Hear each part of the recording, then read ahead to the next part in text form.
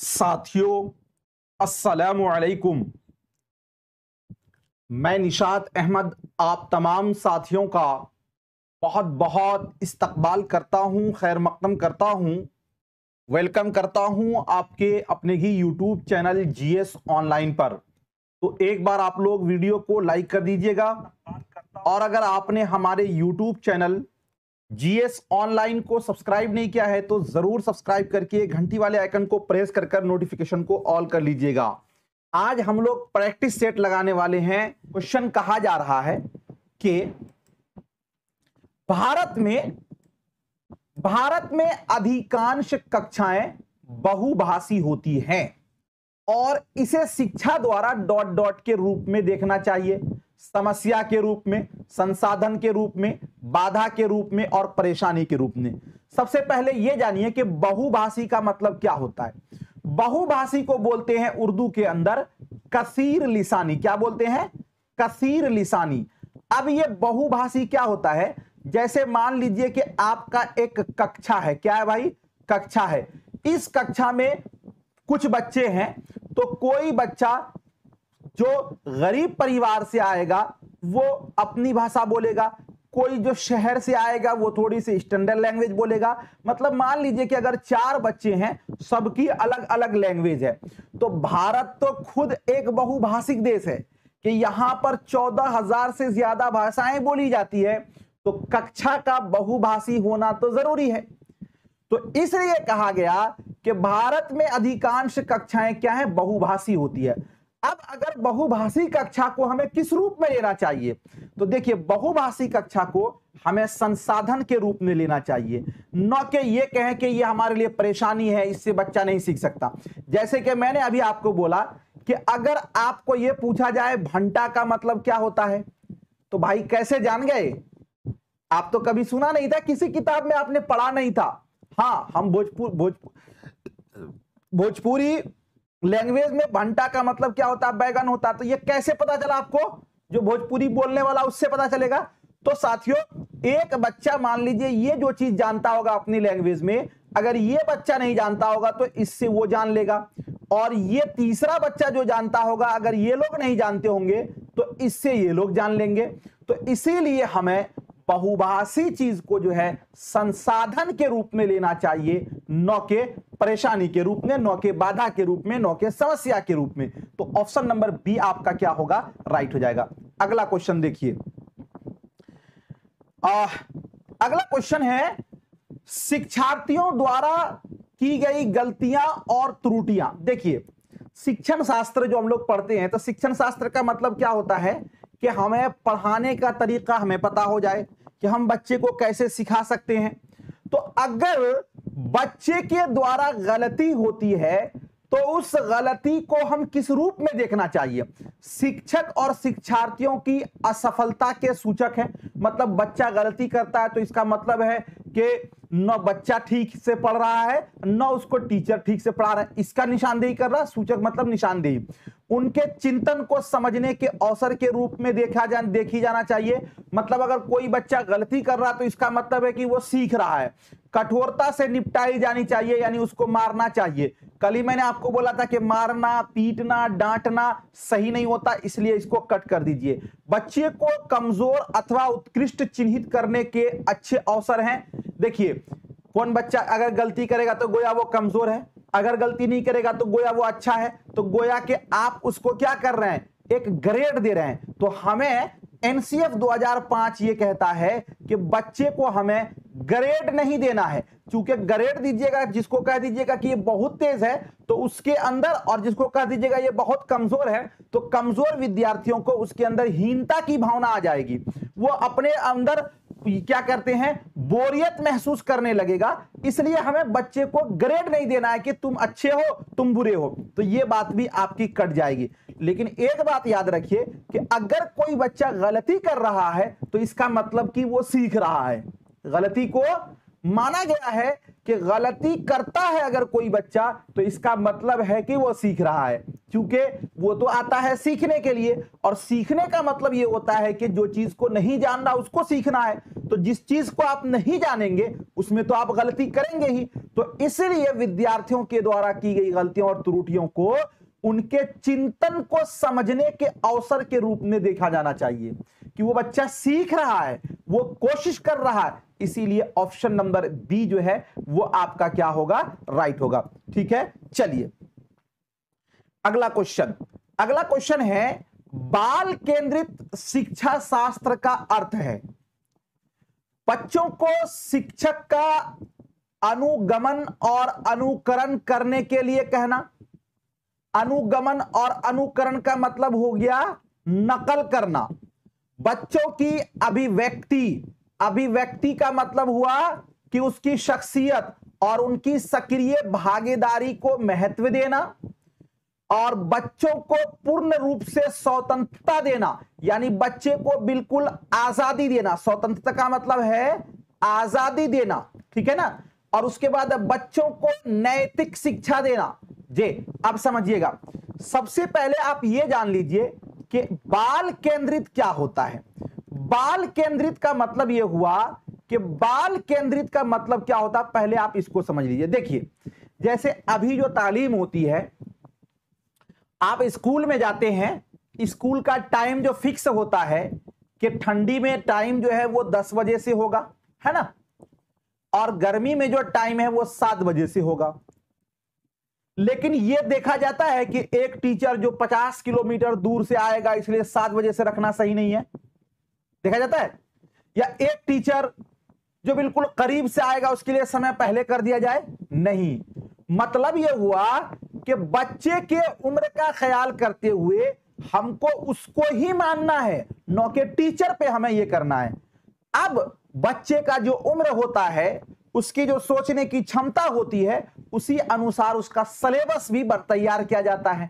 यह नहीं देखा जाता है कि यह टीचर किस लेवल के हैं, टीचर के अनुसार बच्चे को पढ़ाना है, नहीं। तो बाल केंद्रित का मतलब यह हुआ कि आपके पठन पढ़ने की जो प्रक्रिया है वो सारी की सारी किसके बच्चे के अनुसार हो, है ना। किसके अनुसार हो, बच्चे के अनुसार हो। तो यहां पे कहा जा रहा पहला ऑप्शन में कि बाल केंद्रित शिक्षण शास्त्र का अर्थ, अब यह कहा जा रहा है कि बच्चों को शिक्षक का अनुगमन और अनुकरण करने के लिए कहना। मैंने आपको कल ही पढ़ाया था कि एक शिक्षक को क्या करना चाहिए और क्या नहीं करना चाहिए। तो उसमें बताया था मैंने आपको कि बच्चे को रटना नहीं चाहिए, नकल करने के लिए नहीं करना चाहिए। तो यह कहना कि बच्चों को शिक्षक का अनुकरण करना, यह आप नहीं करेंगे, अच्छा नहीं होगा। उसके बाद आगे है सी नंबर में, देखिए बच्चों को पूर्ण रूप से स्वतंत्रता देना। बिल्कुल सही लग रहा है कि बच्चे को हम बिल्कुल आजादी दे दें, छूट दे दें कि भाई चलो बिल्कुल छूट है, चूंकि आप तुमको मारना भी नहीं है, हमको तुमको मार भी नहीं सकते, पीट भी नहीं सकते हैं। अब अगर बच्चे को बिल्कुल आजादी दे दीजिएगा तो एक बच्चा बोलेगा सर आज हमको पढ़ने का मन नहीं कर रहा, तो क्या आप नहीं पढ़ाएंगे क्या उनको? एक बच्चा बोलेगा सर आज हमको ये चैप्टर पढ़ने का मन नहीं कर रहा, तो आप उसको नहीं पढ़ाएंगे। तो बच्चे को हम पूर्ण रूप से स्वतंत्रता नहीं देंगे, ठीक है। बाल केंद्रित शिक्षण शास्त्र का मतलब यह नहीं है कि आप बिल्कुल आजादी दे दीजिए, उसको पढ़ने का मन करे तो पढ़े, न पढ़ने का मन करे तो न पढ़े, जो पढ़ने का मन करे वही पढ़ाए, नहीं। बच्चों को पूर्ण रूप से स्वतंत्रता देना यह भी बाल केंद्रित का अर्थ नहीं है, सी वाला भी कट जाएगा।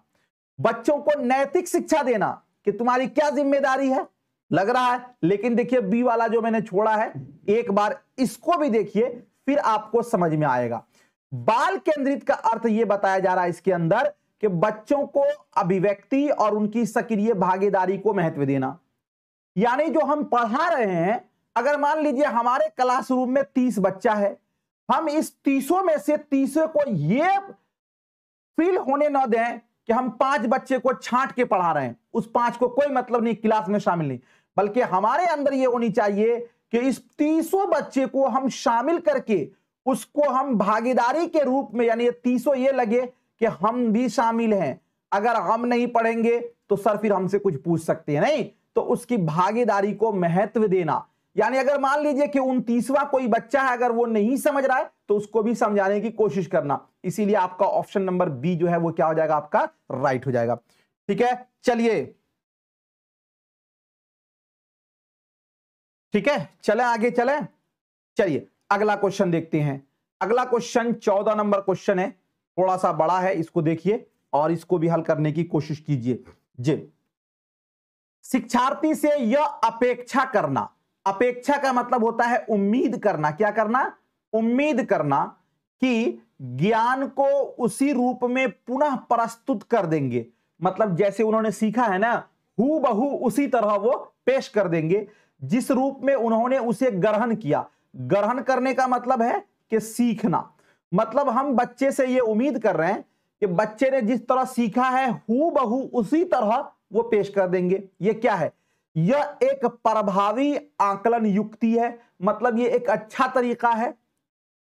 समस्यात्मक है क्योंकि व्यक्ति अनुभव से व्याख्या करते हैं और ज्ञान को ज्यों का त्यों पुनः उत्पादित नहीं करते, मतलब ये एक समस्या है। बच्चे वो अपने अनुभव के अनुसार चीजों को आगे पीछे बोलकर वो पेश करते हैं, ऐसा संभव नहीं है, ये बात कही जा रही है। अच्छा है क्योंकि जो भी हमारे मन में है हम उसे रिकॉर्ड करने लगते हैं। आपके मन में जो बातें हैं सबको ज्यों का त्यों बयान कर दीजिएगा। अच्छा है क्योंकि यह शिक्षक के लिए आकलन में सरल है, मतलब इससे शिक्षक को किसी को जांचने में आसानी हो जाएगी। देखिए, चीजों को ज्यों का त्यों कोई भी बयान नहीं कर सकता। हाँ, वो रट कर सकते हैं, तो रटने को तो एनसीएफ मना करता है, इसलिए यहां पर ये नहीं चलेगा। तो ये एक प्रभावी आकलन युक्ति है, नहीं, गलत हो जाएगा। समस्यात्मक है, बिल्कुल, चूंकि हम ज्यों का त्यों बयान नहीं कर सकते, क्योंकि व्यक्ति अनुभव से व्याख्या करता है, वो जिस चीज को जैसे जैसे अनुभव करता है उसी के अनुसार वो व्याख्या करता है, और ज्ञान को ज्यों का त्यों पुनः उत्पादित नहीं करते। तो ऑप्शन नंबर बी जो है वो आपका बिल्कुल राइट हो जाएगा, सही हो जाएगा।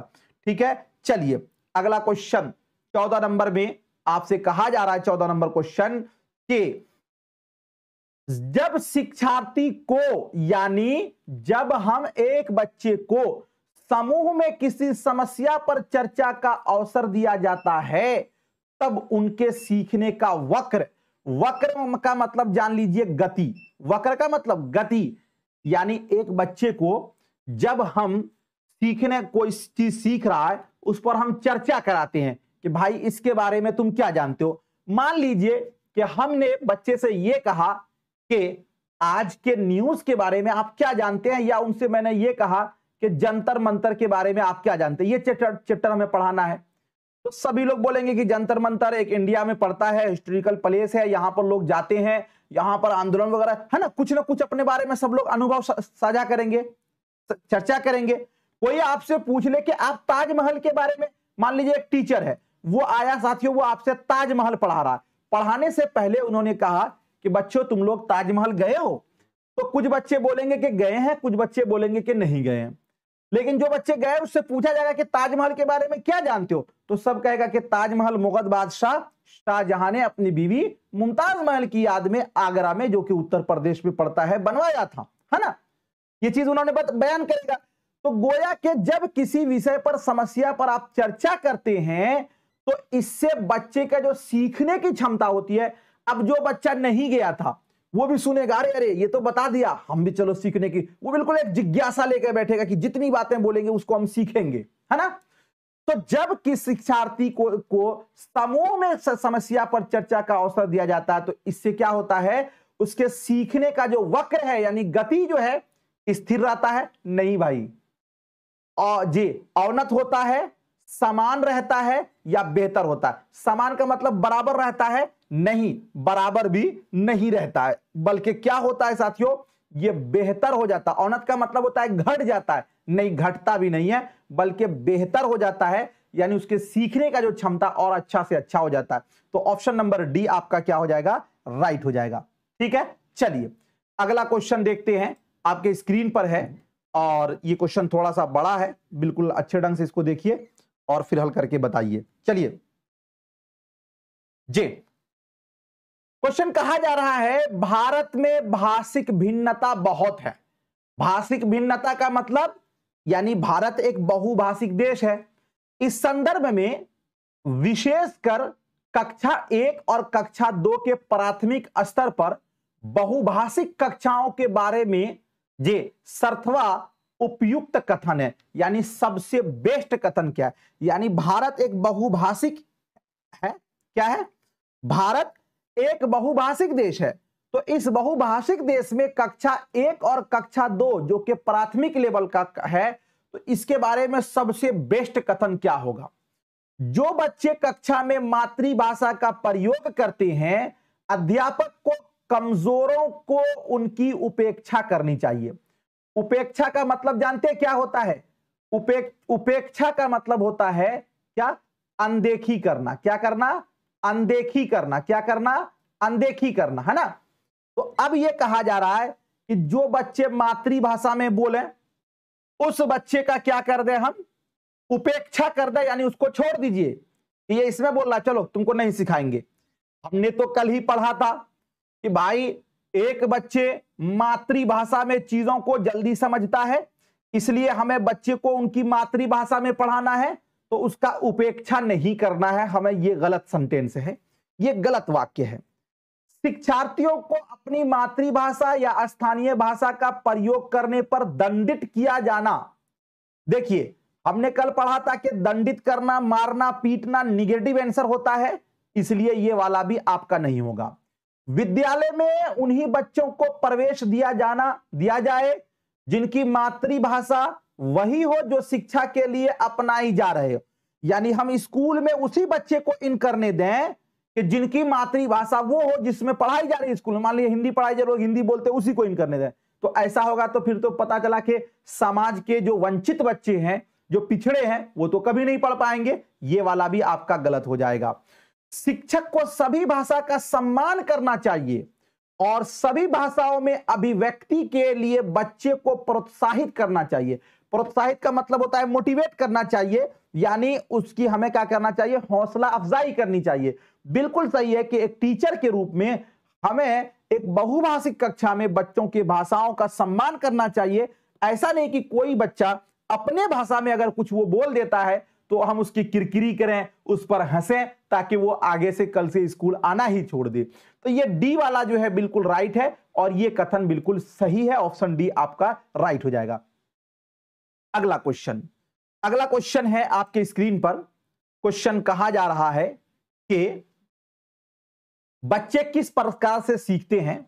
नीचे दिए गए कथनों में से कौन सा कथन इस प्रश्न के विषय में सही नहीं है? समझिए क्या कहा जा रहा है कि बच्चे किस प्रकार से सीखते हैं, और नीचे में जो सेंटेंस है वो कौन सा ऐसा सेंटेंस है जो इस प्रश्न के विषय में सही नहीं है, यानी उचित नहीं है। बच्चे सीखते हैं क्योंकि वे स्वाभाविक रूप से प्रेरित होते हैं। यानी कहा जाता है कि बच्चे सीखते हैं इसलिए कि वो बच्चा प्रेरित होते हैं। प्रेरित का मतलब क्या होता है? कि वो बिल्कुल ध्यान लगाए रहते हैं। ऐसा है क्या? बच्चे केवल कक्षा में सीखते हैं? आपको यहां पे यह गौर करना है कि नहीं है, मतलब जो आंसर गलत है उसी को हमको बताना है। तो बच्चे सीखते हैं क्योंकि वो स्वाभाविक रूप से प्रेरित रहते हैं। कल मैंने आपको बताया था कि नॉम चॉम्स्की का मानना है कि बच्चे के अंदर सीखने की जो क्षमता होती है वो क्या होती है? जन्मजात होती है, यानी बच्चा सीख सकता है। तो इसलिए ये वाला तो बिल्कुल सही है। बी वाला देखिए, बच्चे तब तक सीखते हैं जब वे संज्ञानात्मक रूप से तैयार होते हैं। मतलब बच्चा मतलब उसका सारा चीज डेवलप हो गया, संज्ञान सोचने का क्षमता हो गया, तो वो तब तक वो क्या करते हैं? सीखते ही रहते हैं। बिल्कुल सही बात है। बच्चे अनेक प्रकार से सीखते हैं। ये जरूरी नहीं कि कोई बच्चा किताब से सीखेगा, कोई बच्चा खेल खेल में सीखेगा, कोई बच्चा हंसकर सीखेगा, कोई बच्चा पढ़कर सीखेगा। तो बच्चे अनेक प्रकार से सीखते हैं, ये बात भी सही है। बच्चे केवल कक्षा में सीखते हैं, ये बात गलत है, क्योंकि बच्चे स्कूल में भी सीखते हैं, स्कूल से बाहर की जिंदगी से भी सीखते हैं। तो इसीलिए गलत आपका बी वाला है, बी वाला आपका राइट होगा। और एक चीज मैंने आपको कल बताई थी कि जहां पर आपका आ जाए क्या? केवल। जहां पर आपका आ जाए क्या? सिर्फ, याद रखिए। और जहां पर साथियों आपका क्या आ जाए? केवल, सिर्फ आ जाए, तो ये क्या होता है? गलत होता है। भी आ जाए, इसी तरह ही आ जाए, ये सब निगेटिव वर्ड है। ठीक है ना? चलिए, मारना, पीटना, डांटना, परीक्षा लेना, जी दंड देना, इसी तरह क्या बोलते हैं जे, और ग्रेड देना, ये सब क्या हो जाएगा, निगेटिव वर्ड आता है शिक्षण शास्त्र में। अगला क्वेश्चन 18 नंबर क्वेश्चन कहा जा रहा है कि बच्चों को समूह में कार्य देना एक प्रभावी शिक्षण रणनीति है क्योंकि। वीडियो को भाई जिस लोगों ने लाइक नहीं किया है एक बार आप लाइक कर दीजिएगा, ठीक है ना। चलिए, बच्चों को हम समूह में कार्य दे रहे हैं, समूह का मतलब यह हुआ कि बच्चे को हम ग्रुप में काम दे रहे हैं। तो ग्रुप में काम देने से क्या फायदा होगा, बच्चे अपना काम जल्दी करने में समर्थ होते हैं, यानी ग्रुप में अगर काम देंगे तो बच्चा जल्दी काम कर लेगा, इससे शिक्षक का काम कम हो जाता है। छोटे समूह में कुछ बच्चों को दूसरे बच्चों पर हावी होने की अनुमति होती है, मतलब अगर ग्रुप में काम दिया जाए तो जो बच्चा तेज होगा वो कमजोर बच्चों पर क्या हो जाएगा, हावी हो जाएगा, उसको तुमताम करेगा, इसलिए ग्रुप में दिया जाता है। सीखने की प्रक्रिया में बच्चे एक दूसरे से सीखते हैं और परस्पर सहायता से सीखते हैं, इसलिए कि हमने ये पढ़ा है कि बच्चे जो है ना एक दूसरे बच्चे से कनेक्ट होकर सीखते हैं, इसीलिए बच्चे को ग्रुप में काम दिया जाता है। तो डी वाला जो है ये आपका बिल्कुल राइट हो जाएगा, सही हो जाएगा। अगला क्वेश्चन 19 नंबर क्वेश्चन कहा यह जा रहा है कि एक बच्चे की कॉपी में लिखने में विपरीत छवियां, दर्पण छवि आदि जैसी गलतियां मिलती हैं, इस प्रकार का बच्चा लक्षण प्रदर्शित कर रहा है। विपरीत छवियां का मतलब जानते हैं, मतलब मान लीजिए कि एक बच्चा को क ऐसे लिखना चाहिए, अब देखिएगा कभी कभी वो क ऐसे लिख देता है। देखिएगा एक बच्चा को कहिएगा कि क्या, वो उसको कहिएगा कि जीम ऐसे लिखना चाहिए तो वो क्या करेगा, कभी कभी वो जीम को ऐसे लिख देगा। होती है, गलती होती है नहीं, तो समझिएगा एक बच्चे की कॉपी में लिखने में विपरीत छवियां, दर्पण छवि आदि जैसी गलतियां मिलती है, इस प्रकार का बच्चा लक्षण प्रदर्शित करता है क्या, अधिगम में अशक्तता, अधिगम में कठिनाई, अधिगम में समस्या, अधिगम में असुविधा। देखिए लिखने में अगर कोई बच्चा गलती करता है, आगे मैं आपको पढ़ाऊंगा डिसलेक्सिया, डिसग्राफिया, डिसकैलकुलिया, ठीक है ना। तो अगर पढ़ने में कोई बच्चा गलती करता है तो उसको बोलते हैं डिसलेक्सिया, और अगर कोई बच्चा लिखने में गलती करता है तो साथियों उसको बोलते हैं डिसग्राफिया, ठीक है ना। तो एक बच्चा यहां क्या कर रहा है, लिखने में उसकी गलती हो रही है, यानी जिसको इस तरह लिखना चाहिए, मान लीजिए कि डी को इस तरह लिखना चाहिए, डी इस तरह नहीं लिखकर वो इस तरह लिख रहा है, सी को इस तरह लिखना चाहिए, सी इस तरह नहीं, इस तरह लिख रहा है, एम इस तरह नहीं लिखकर एम को इस तरह डब्ल्यू लिख रहा है वो, तो गोया कि वो लिखने में गलती कर रहा है, यानी उसके अधिगम में अशक्तता है, ठीक है ना। जे सीखने में गलती है, तो आपका क्या होगा, ऑप्शन नंबर ए आपका राइट हो जाएगा, ठीक है। क्वेश्चन में आपका कितना सही हुआ एक बार आप लोग कमेंट करके बताइए, और आज का ये सेशन आपको कैसा लगा ये भी आप कमेंट करके बताइए।